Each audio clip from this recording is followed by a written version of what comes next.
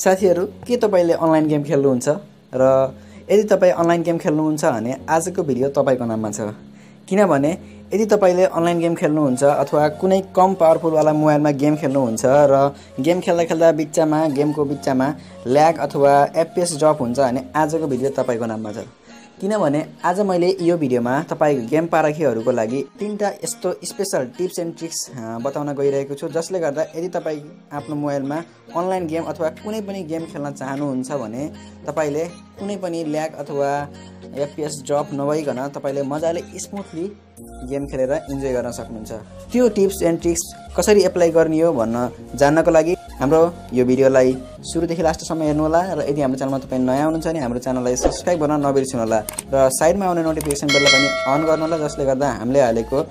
कुनै पनि भिडियोको नोटिफिकेसन तपाईले मिस गर्नुहुने छैन आउनुहोस् भिडियो सुरु गरौँ टिप्स एन्ड ट्रिक्स नम्बर 1 पहिला सुरु तपाईले आफ्नो मोबाइलमा रहेको सेटिङ ओपन गर्नु होला र ओपन गरिसकेपछि तलपट्टि स्क्रोल गरेर जानुभयो भने तपाईले तलपट्टि अबाउट फोन भन्ने देख्न सक्नुहुन्छ र अबाउट फोनमा एकचोटि टच गर्नु होला टच गरिसकेपछि हल्ली तल जानुभयो भने तपाईले सफ्टवेयर इन्फर्मेसन भन्ने देख्न सक्नुहुन्छ त्यसलाई टच गरेर ओपन गर्नुभयो भने तलपट्टि बिल्ड नम्बर देख्न सक्नुहुन्छ त्यसमा तपाईले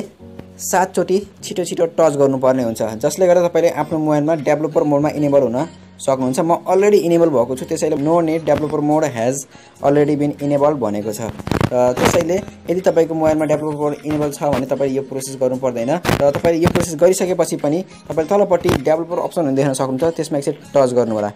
र टच गरिसकेपछि माथिपट्टि अन अफ बटनमा एकचोटि तपाईले ख्याल गर्नु होला कि तपाईले अन गरेर राख्नु पर्ने हुन्छ र राखिसकेपछि तलपट्टि हेरि जानु भने तपाईले एउटा अप्सन देख्न सक्नुहुन्छ त्यो अप्सन के हो भन्दाखेरि फोर्स जीपीयू रेन्डरिङ भन्ने एउटा अप्सन तपाईले देख्न सक्नुहुन्छ त्यसलाई तपाईले अन गर्नुपर्ने हुन्छ तपाईले यहाँ देख्न सक्नुहुन्छ फोर्स जीपीयू रेन्डरिङ भनेको छ यसलाई तपाईले अन गर्नुपर्ने हुन्छ यसले के गर्छ भन्दाखेरि यदि तपाईको मोबाइलमा कुनै पनि ल्याग अथवा कुनै पनि एफपीएस ड्रप हुन्छ भने तपाईको मोबाइलमा रहेको ग्राफिक्स आफ्नो लिमिट भन्दा क्रस भएर तपाईको मोबाइलमा गेमिङ परफर्मेन्सलाई बुस्ट गर्ने काम गर्छ के त्यसैले तपाईले यो फोर्स जीपीयू रेन्डरिङ गर्नु होला र यो कतिखेर अन गर्नु होला भन्दाखेरि जतिखेर तपाईले गेम खेल्न चाहनुहुन्छ त्यतिखेर अन गर्नु होला नत्र भने तपाईको मोबाइलको चार्ज अलि धेरै ड्रेन हुन सक्छ किनकि यो मोबाइलको लिमिट भन्दा बढ्ता ग्राफिक्सले देखाउने त्यसैले गेम खेल्दा मात्रै अन गर्नु होला अरु बेला अन नगर्नु होला टिप्स एन्ड ट्रिक्स नम्बर 2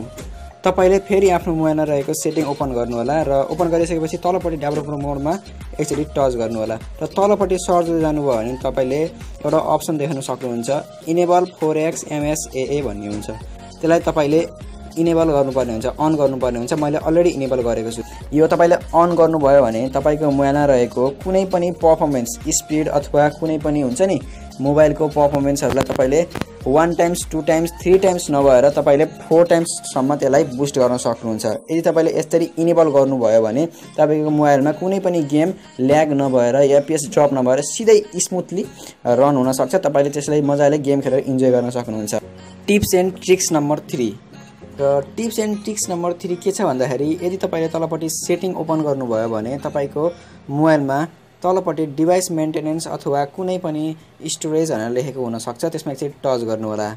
र गरिसकेपछि तलपट्टि तपाईले थुप्रै अप्सन देख्न सक्नुहुन्छ त्यसमा तपाईले मेमोरी भन्ने अप्सनमा टच गर्नु होला अथवा कुनै कुनै मोबाइलमा र्याम भनेर लेखेको हुन्छ त्यसमा टच गर्नु होला हामीले यहाँ र्याम क्लियर गर्नुपर्ने हुन्छ गेम खेल्नु भन्दा अगाडि हामीले र्याम क्लियर गर्नुपर्ने हुन्छ किनभने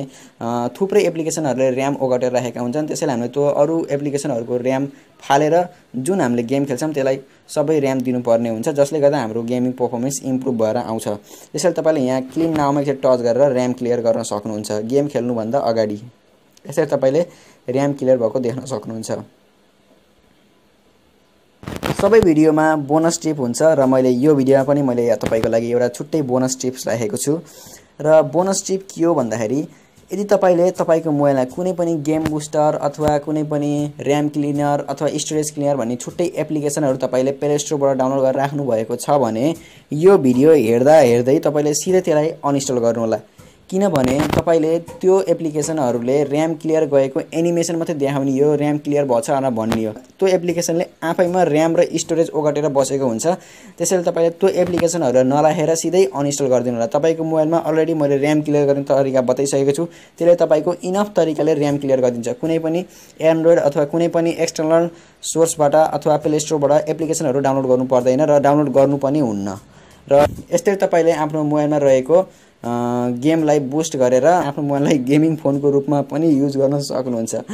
आशा छ तपाईलाई हाम्रो यो भिडियो मन पर्यो होला। यदि यो भिडियो मन पर्यो भने तपाईको सबै साथीहरु, गेम खेल्ने साथीहरु अथवा गेम लभर्सहरुलाई यो भिडियो शेयर गरेर जतिसक्दो शेयर गरेर उनीहरुको मोबाइलमा पनि स्मुथली गेम चलोस् भन्ने आशा राख्दै उनीहरुलाई यो भिडियो देखाउनु होला। र यदि हाम्रो च्यानलमा तपाई नयाँ हुनुहुन्छ भने सब्स्क्राइब गर्न नबिर्सिनु होला। कुनै अर्को दिन कुनै नयाँ टपिक्समा म फेरि आउँछु। त्यतिन्जेलसम्म स्वस्थ रहनु होला, व्यस्त रहनु होला। धन्यवाद।